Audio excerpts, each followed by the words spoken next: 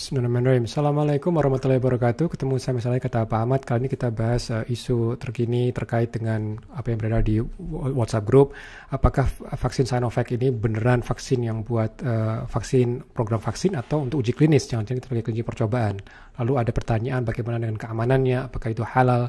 Nah, mohon izin saya akan bagi terkait dengan bagaimana sih sebetulnya vaksin ini dibuat ya, vaksin Sinovac dan juga mungkin vaksin-vaksin yang lain. Ya, jadi ini adalah gambaran terkait dengan apa yang terjadi di WA Group. Di sini kita lihat nih, beritanya cukup heboh ya, heboh sekali gitu kan. Dia perhatikan nih kemasannya nih, jangan-jangan kita sebagai uji percobaan. Apakah halal apa enggak? Ada namanya dari sel vero. Ya, sel vero ini apa nih? Dari sel kera, jelas tidak halal gitu ya. Sini jelas tidak halal. Benarkah seperti itu gitu ya? Terus mengandung virus hidup yang dilemahkan. Apakah betul ini dilemahkan?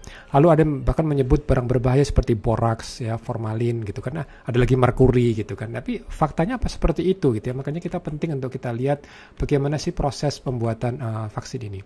Tapi sebelum itu saya ingin mengingatkan bahwa vaksin ini konteksnya adalah lapis terakhir dari 3 lapis kesatuan pengendalian pandemi. Itu di awalnya harus ada namanya 3M. Dari masyarakat, dari kita-kita semua, jaga jarak, pakai masker, cuci tangan, dan juga dari pemerintah untuk juga mengaktifkan 3T yang semakin masif, karena untuk mengenali orang-orang yang tidak bergejala. Dan setelah ini, kita bantu dengan vaksin ini satu kesatuan. Jadi kita akan bahas terkait dengan vaksin ini. Rincinya, tentu ujung yang kita harapkan dari vaksin adalah munculnya antibodi yang spesifik. Spesifik mengenali protein spike. Kenapa protein spike jadi penting? Karena protein spike adalah protein yang akan menginfeksi manusia ketika dia berikat dengan AC2. Nah, kita harapkan kalau ada antibodi di sini, ikatan antara spike dan AC2 bisa dihambat, sehingga penyakit tidak terjadi. Dulu vaksin memang perlu waktu lama, sekitar bahkan 4-7 tahun, tapi sekarang dengan teknologi kita bisa mempercepatnya ya. Nah, tentu untuk fase 2 tidak bisa dilompati, tapi dari sisi pengembangan vaksinnya kita sekarang bisa tahu bagaimana dengan teknologi mRNA misalnya dalam waktu kurang dari 3 minggu kita sudah bisa mendapatkan vaksin yang sekarang kita ketahui setelah 11 bulan efikasinya lumayan bagus ya, antara 65-90%. Nah, kalau kita lihat ini adalah yang akan digunakan di Indonesia. Di sini ada namanya dari Sinovac misalnya menggunakan inaktivasi virus, tapi kita juga tahu ada vaksin yang lain menggunakan teknologi mRNA, yaitu ini dikembangkan oleh Pfizer dan Moderna, dan juga dari Oxford AstraZeneca, yaitu menggunakan adenovirus sebagai kargo ya, sebagai kargo. Jadi kalau di sini Sinovac menggunakan partikel virus utuh tapi dimatikan, dirusak genomnya dirusak ya. Jadi bukan dilemahkan tapi dirusak. Tapi kalau kita lihat dari Pfizer dan Moderna, dia tidak menggunakan partikel virus sama sekali. Dia hanya mengambil gen yang menyandi spike, lalu itu dimasukkan selubung lemak, dan itu yang akan diinjeksikan. Sementara kalau Oxford AstraZeneca, dia menggunakan apa yang disebut dengan adenovirus, ya, adenovirus dan juga Gamaleya, Sputnik dari Rusia juga menggunakan adenovirus, di mana adenovirus direkayasa sehingga membawa gennya spike. Sehingga nanti ketika dia masuk ke dalam sel manusia akan membentuk protein spike ini, dan akan timbul antibodinya. Nah, dari sisi umat Islam tentu kita ingin memastikan apakah konten final dari virus ini, dari vaksin ini juga mengandung konten yang haram. Tentu kita tidak ingin adanya babi, adanya konten najis gitu ya. Apalagi kalau di sana ada yang mengatakan ada bayi abortus ya, bayi diaborsi untuk mengembangkan vaksin ya. Jadi untuk produksi sekian banyak vaksin kita perlu banyak sekali jual beli abortus. Nah, ini kita akan lihat, dan juga menggunakan kera dan anjing. Apakah betul akan banyak sekali kera dan anjing yang dimusnahkan hanya untuk membuat vaksin? Jadi ini perlu kita pahami, dan juga sedikit saya akan membahas terkait dengan konsep dilusi atau istihlak ya, yang ini salah satu terma dalam Islam, dalam fikih ya, dalam hukum Islam, apa ini sebenarnya yang terjadi ketika vaksin ini sedang diproduksi. Jadi kalau sekali lagi kita lihat, inilah beritanya ya yang cukup heboh di internet. Ini adalah bagaimana platform pembuatan vaksin Sinovac. Jadi Sinovac menggunakan teknologi yang sudah lama sebetulnya, sudah well established, yaitu dia menggunakan partikel virus ya, partikel virus yang memerlukan isolat dari beberapa tempat supaya ada keberagaman. Jadi tidak hanya dari Cina, tapi juga dari Swiss, dari Spanyol, dan juga dari Italia dan dari UK. Jadi mereka ingin memastikan partikel virus yang ada dalam vaksin ini itu mewakili beberapa tempat secara independen gitu. Nah, kalau kita lihat cara mereka memproduksinya, virus ini memang harus tumbuhkan di sel vero. Nah, apa itu sel vero? Sel vero adalah sebetulnya galur sel. Jadi sel yang berasal dari satu kera, green monkey. Ya, kalau bahasa Indonesianya monyet hijau, walaupun sebetulnya dia tidak hijau. Seperti apa sih bentuk selnya? Seperti ini. Ini adalah bentuk dari sel vero. yang berasal dari ginjalnya si monyet. Jadi seperti ini. Jadi bukan seperti monyet ya yang kita bayangkan, tidak diambil. Nah itu monyetnya sudah mati dulu ya tahun 1960-an, di mana ilmuwan dari Jepang dari Shiba University akhirnya bisa menumbuhkan sel ini. Sel ini memang sangat berguna untuk kepentingan vaksin karena mudah sekali infeksi. Ini adalah gambaran monyetnya, sama sekali tidak hijau. Jangan tanya saya kenapa dikasih nama green monkey. Tapi dari monyet seperti ini, satu monyet ini dibuatlah galur sel, dan nama Vero dari mana? Verda Reno. Yaitu apa? Verda artinya hijau, Reno artinya ginjal. Jadi emang dari ginjalnya green monkey, monyet hijau. Nah, setelah ini sel ini tumbuh, nanti partikel-partikel virus yang jutaan itu akan diinaktivasi dengan beta propiolacton ya. Jadi supaya nanti genomnya dari si virus ini rusak, sehingga kalaupun dia menginfeksi dia tidak bisa berkembang biak. Setelah itu nanti akan terjadi yang disebut dengan filtrasi. Ya, ada filtrasi, di sini ada kromatografi, di sini juga ada filtrasi lagi bertingkat gitu kan. Sehingga terjadi apa yang disebut kalau ahli fikih mengatakan istihlak, yaitu sudah ada dilusi. Jadi nanti dari vaksin produk finalnya tidak ada lagi barang-barang yang dikhawatirkan. Apakah di situ ada sel kera di situ, apakah mungkin ada tripsin, karena mungkin tripsin akan digunakan, tripsin babi misalnya digunakan untuk pengembangbiakan selnya ya. Karena sel ini harus ditumbuh kembangkan. Tapi ketika sudah filtrasi seperti ini, tidak ada lagi komponen babi. Dan kalaupun misalnya ada, yaitu komponen aluminium hidroksid, yaitu apa? Yaitu sebagai ajuvan. Jadi ini kita perlu lihat, dan tidak mungkin BPOM akan memberikan suatu otorisasi digunakan sebagai vaksinasi tanpa diuji keamanannya. Dan kita sudah tahu dari uji klinis yang saat ini sedang berlangsung, belum ada kabar, tidak ada kabar bahwa ada orang yang meninggal karena vaksin ini. Jadi insya Allah ini aman. Dan setelah kita lihat di bawah mikroskop, partikel virusnya murni ya. Jadi ini adalah isinya adalah ini ya, bukan eksosom. Jadi adalah partikel virus. Jadi ini adalah partikel virus yang dari SARS-CoV-2 penyebab COVID-19. Bagaimana dengan teknologi yang lain? Kalau kita lihat ada juga penggunakan adenovirus ya, ini yang dikembangkan Oxford AstraZeneca dan juga oleh Gamaleya dari Rusia. Apa yang mereka gunakan? Jadi mereka menggunakan teknik apa yang disebut dengan rekayasa genetika, di mana kita tahu ini adalah protein spike adalah penting untuk infeksi. Apa yang digunakan? Mereka ambil gen dari protein spike. Jadi gennya, bukan partikel virusnya. Nah, gen ini yang dimasukkan ke dalam adenovirus. Nah, adenovirus ini memang dalam pengembangannya perlu tumbuh dalam sel juga. Nah, sel yang digunakan adalah sel 293. 293 ini adalah sel dari yang awalnya dari satu embrio yang telah diaborsi di tahun 1970-an.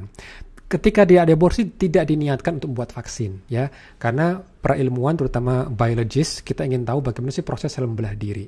Nah, di saat bersamaan ada orang yang mencari kira-kira sel apa ya virus ini bisa berkembang, karena virus ini kan inangnya adalah manusia, jadi dia harus mencari sel manusia.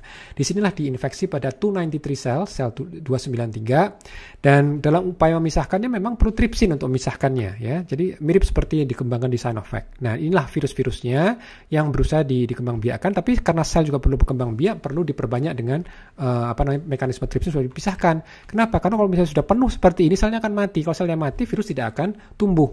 Maka harus dipisah-pisahkan dulu. Nah, dengan tripsin, jadi tripsin ini akan memisahkan sel-sel tadi itu. Setelah sel-sel yang terpisah, dia akan bisa dipindahkan ke cawan berikutnya. Sehingga banyak sekali cawan untuk menampung banyak sekali sel untuk mengembangkan virus-virus ini. Nah, dari situ sekali lagi ada namanya pemurnian juga. Karena ada pemurnian di sini, apa yang terjadi? Nanti virus-virus partikelnya itu sudah dipisahkan. Jadi inilah cara pemurniannya dengan cesium chloride gradient gitu kan. Jadi nanti betul-betul hanya virusnya saja. Jadi yang lainnya akan terpisah. Jadi ada namanya konsep istihlak berlaku di sini. Di mana dalam konten finalnya tidak lagi ditemukan sel 293 dari sel manusia yang dulu diaborsi dari satu bayi ya. Dan itu sekarang tidak ada lagi menggunakan aborsi lagi. Jadi satu bayi tersebut yang diaborsi secara legal, kita bisa masih punya selnya ya, namanya 293. Jadi kalau kita lihat dari sini, insya Allah konten finalnya tidak ada barang yang haram. Nah, pertanyaannya aman nggak? Kadang-kadang kita di internet juga melihat, ini teknologi baru bisa merubah genom manusia. Jadi kalau misalnya kita lihat, ini saya ambil contoh seperti adenovirus. Adenovirus ini adalah virus yang unik. Jadi di samping adenovirus kita juga punya namanya lentivirus. Jadi dalam rekayasa genetik, dalam biologi molekuler, untuk upaya kita belajar mengenai sel, kita juga melakukan suatu manipulasi, dan manipulasinya bisa menggunakan dua virus. Virus dengan adenovirus atau dengan lentivirus. Orang-orang yang berusaha menginsersi, memasukkan gen ke dalam inti dalam sel manusia itu bisa menggunakan lentivirus. Kenapa? Karena kalau menggunakan lentivirus, nanti virus yang kita inginkan bisa integrasi ke dalam genom kita. Jadi misalnya kita mau menggunakan untuk gen terapi gen. Kita suntikkan sekali dengan gen yang sehat sehingga orang ini jadi sembuh, gitu misalnya. Jadi biasanya menggunakan lentivirus. Tapi kalau kita lihat mengenai vaksin yang sekarang beredar dari AstraZeneca dan juga dari Gamaleya, dia menggunakan apa yang disebut adenovirus vector. Nah, keunggulan dari adenovirus vector ini, gennya adalah misalnya yang dimasukkan adalah gen spike, karena supaya sel kita bisa memproduksi gen spike. Nah, gen dari partikel adenovirus ini, dia membentuk apa yang disebut dengan episom. Ya, episom ini melingkar, seperti karet gelang. Karena dia berbentuk seperti karet gelang, dia tidak bisa menginsersi dirinya. Beda dari gen yang diambil dari lentivirus, di mana agak tajam nih, seperti pisau lipat misalnya. Tajam sekali, dia bisa menginsersi. Nah, tapi karena kalau dari adenovirus dia berbentuk episomal, sehingga dia tidak bisa terintegrasi. Sehingga kita tidak perlu khawatir apakah nanti ketika divaksinasi dengan Oxford AstraZeneca misalnya akan terjadi berubah menjadi buaya misalnya. Itu insya Allah tidak akan terjadi. Nah, itu adalah gambarannya ya, pentingnya kita memahami bagaimana ini proses vaksinasi ini terjadi dengan adenovirus. Nah, yang terakhir yang saya mau bagikan adalah dengan mRNA virus, mRNA platform. Jadi kalau mRNA ini dikembangkan oleh Pak Sutri ya, Dr. Sahin dan Dr. Tureci, mereka menggunakan gen spike saja yang diselubungi oleh selubung lemak gitu.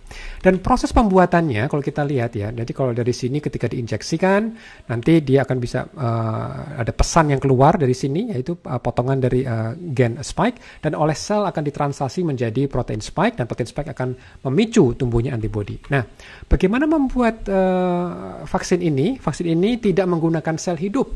Tidak menggunakan sel hidup. Dia bisa dibilang menggunakan proses kimiawi, sintesanya by chemistry. Nah, dengan kimia ini kita bisa akhirnya membuatnya tidak menggunakan sel hidup dan bisa di scale up ya dari sisi industri. Jadi sebetulnya kalau dari sisi ini tidak ada lagi kita kekhawatiran mengenai sel 293, sel Vero gitu kan.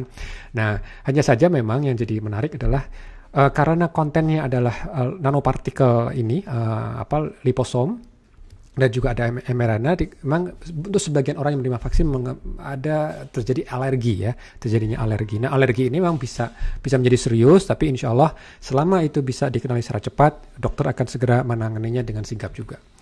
Nah, apakah bisa merubah genom manusia? Nah, ini yang kita perlu lihat. Genom manusia kita ingat, lokasinya ada di nukleus. Nah, sementara kalau kita melihat mRNA vaksin, ini adalah mRNA-nya, inilah selubung nanopartikel liposomnya. Ketika dia diinjeksikan ke dalam sel manusia, mRNA akan keluar di mana? Di sitoplasma. Jadi dia tidak masuk ke dalam nukleus, tidak masuk ke inti. Sehingga apa? Ini aman insya Allah. Karena apa? Begitu sampai di sitoplasma, dia akan ketemu sama ribosom. Ribosom adalah tukang masak ya, yang membaca pesan genetik. Nah, ketika nanti ini pesan yang dibaca oleh ribosom akan menampilkan pesan tadi. Kalau misalnya dimasukkan pesan mengenai spike, dia akan memasak, akhirnya berujung timbulnya protein spike. Nah, protein spike akan memunculkan antibodi. Jadi itu yang perlu kita ketahui, tidak akan masuk ke dalam inti dan insya Allah aman, tidak akan terjadi apa yang disebut dengan kekhawatiran akan merubah orang menjadi buaya karena setelah divaksin oleh Pfizer ini gitu ya. Oke, mengenai konten vaksin mRNA, dia kebanyakan kontennya adalah sugar, adalah gula gitu. Memang masalah dari vaksin mRNA adalah logistik. Karena mRNA ini sangat mudah terdegradasi. Karena mudah terdegradasi harus penyimpanan suhu yang lumayan dingin. Baik, itu yang biasa sampaikan untuk saat ini. Nanti kalau ada hal yang lebih menarik kita akan sampaikan insya Allah. Assalamualaikum warahmatullahi wabarakatuh.